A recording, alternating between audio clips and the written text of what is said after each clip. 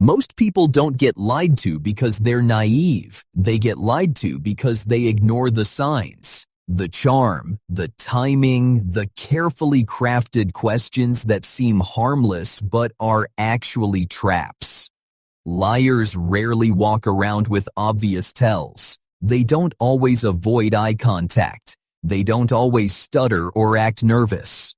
No, the best liars sound curious, concerned, even helpful. But if you really listen closely, you'll notice they keep asking the same 5 kinds of questions. And once you know what to look for, you'll never hear those questions the same way again. That's the dangerous beauty of manipulation. It doesn't hit you like a hammer. It slips into your mind like a whisper. Today, we'll break down the 5 manipulative questions that liars almost always ask, why they use them, what they're trying to achieve, and most importantly, how you can protect yourself from getting caught in their trap. Because truth is never just about what someone says. It's always about how they ask and why. Number 1. Why would I lie to you? It sounds like an appeal to honesty, but it's not. It's distraction disguised as innocence. When someone asks, why would I lie to you? They're not trying to explain themselves. They're trying to make you feel guilty just for questioning them. That's emotional misdirection, a trick to shift the focus away from the facts and onto your feelings.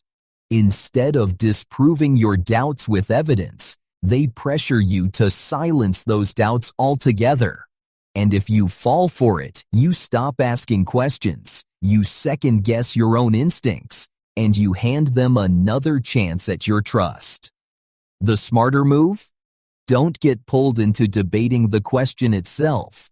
Instead, calmly answer. That's exactly what I'm trying to understand. This keeps the spotlight where it belongs, on the truth. Remember, a genuinely honest person won't feel attacked by your curiosity. They'll welcome it because honesty doesn't fear questions, it thrives on them. Number 2, who told you that?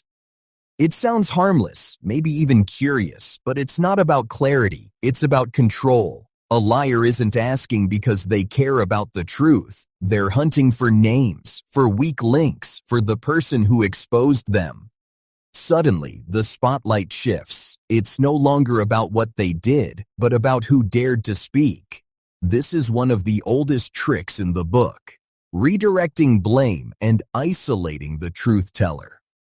Instead of answering their trap, keep the focus sharp.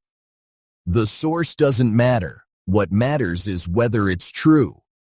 That single line flips the game, because the truth doesn't depend on who said it. Only lies are afraid of sources. Think about school days. You tell a teacher someone cheated, and suddenly the cheater demands, "Who told you?" The goal isn't to deny, it's to intimidate the whistleblower.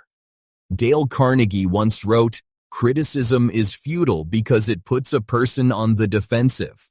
That's exactly why liars chase sources, not to find truth, but to silence voices. A real truth seeker doesn't care where information comes from. They deal with the facts. Number 3, don't you trust me?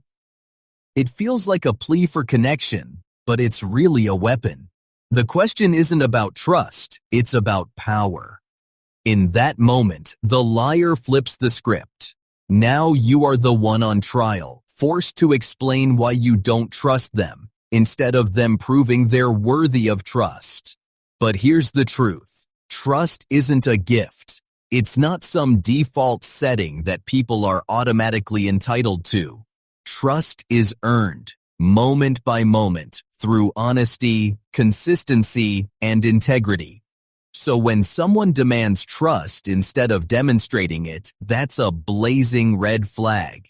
It's their way of dodging accountability and shifting the burden onto you. The smart response? Keep it calm and simple. Trust isn't something you ask for. It's something you earn. That statement takes the power back and reminds them that trust is a process, not a shortcut. Think about relationships. A partner who slips this question into an argument, "Don't you trust me?"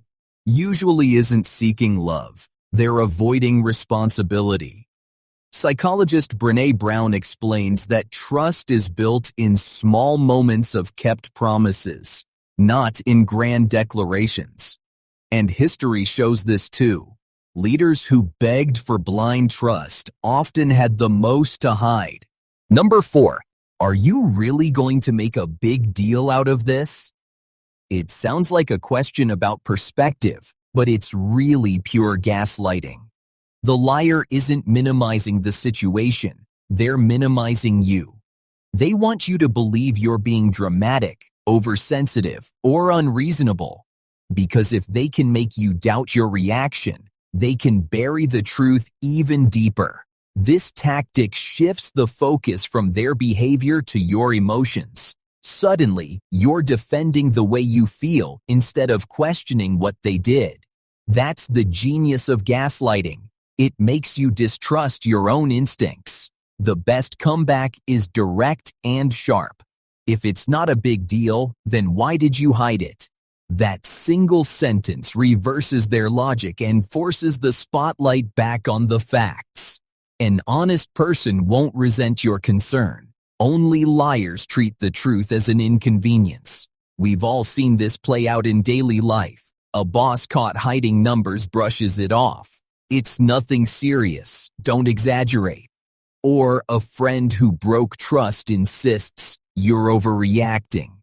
Psychologist Robin Stern, who literally wrote The Gaslight Effect, explains how abusers use minimization to erode confidence. Real honesty doesn't shrink your feelings.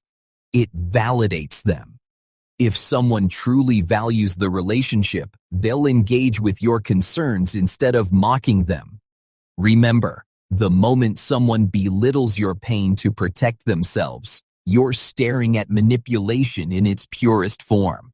Number 5. What exactly are you accusing me of?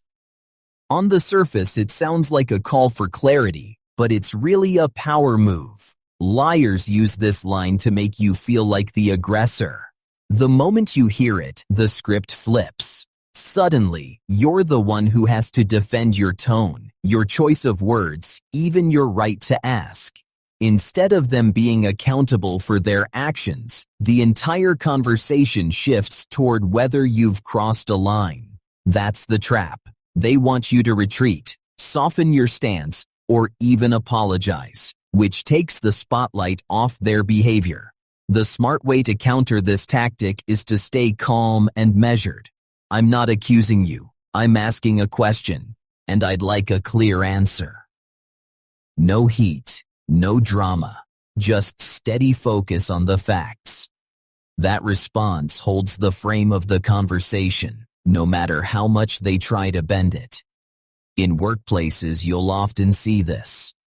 An employee caught cutting corners snaps. "So you're accusing me of lying?" The goal isn't truth, it's intimidation. Truth is power, and you deserve it. Subscribe now, join this community of seekers, and let's break free from manipulation together. Tap the bell and never miss what's coming next.